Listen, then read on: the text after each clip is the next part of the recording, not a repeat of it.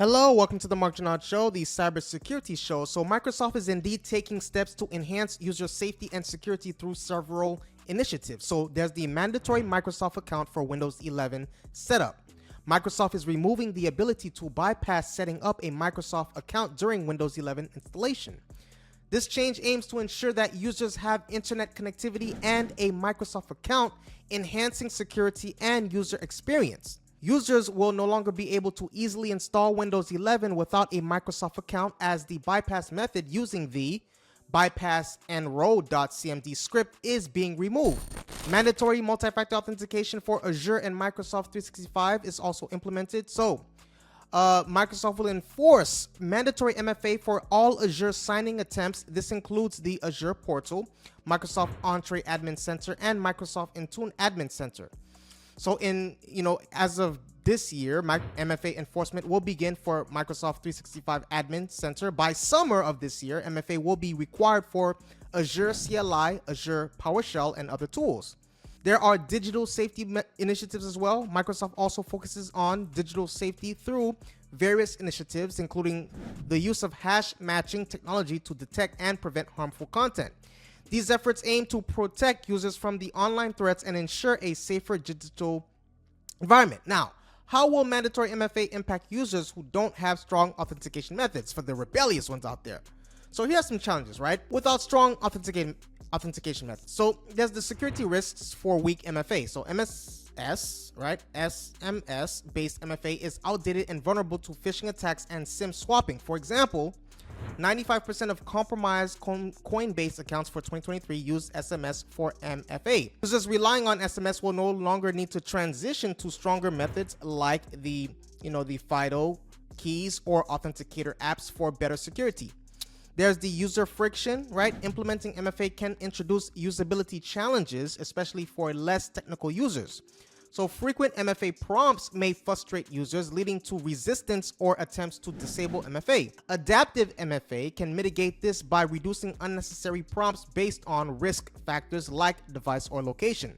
There are access barriers as well. Users without access to modern devices or secure authentication tools may face difficulties adopting user-friendly methods like passwordless authentication or biometric verification.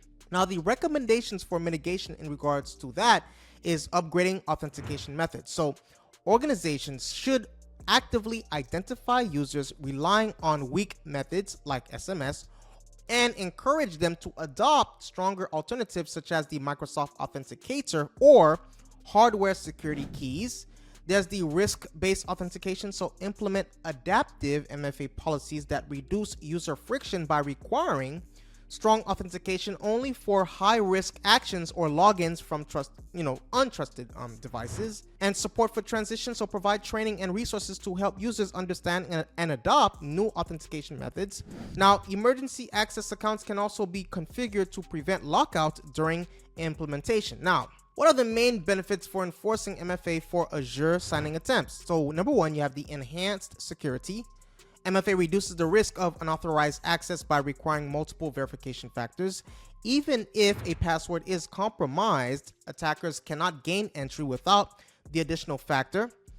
Research by Microsoft shows that MFA can block over 99.2% of attempts, compromised attempts, right, in regards to accounts, making it one of the most effective security measures available. Then we have the protection against phishing and credential theft. So MFA mitigates the impact of phishing attacks, as stolen credentials alone are insufficient to bypass authentication. So it also prevents identity theft and fraud by adding an extra layer of protection beyond passwords. Now, compliance with regulations is another one, right? Enforcing MFA helps organizations meet compliance requirements for standards like GDPR, HIPAA, and PCI DSS, which mandate strong authentication measures to protect sensitive data. You have the reduced attack surface, so mandatory MFA significantly decreases the likelihood of identity-based attacks, which account for a large portion of cyber threats targeting Azure environments. It aligns with Microsoft's zero trust principles, ensuring only verified users can access critical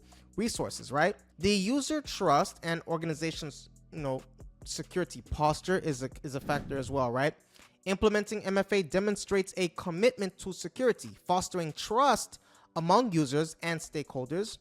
Organizations adopting MFA can strengthen their overall security posture, reducing vulnerabilities in cloud environments. So that's what I have for you today. Please take a moment right now to hit that subscribe button and the like button.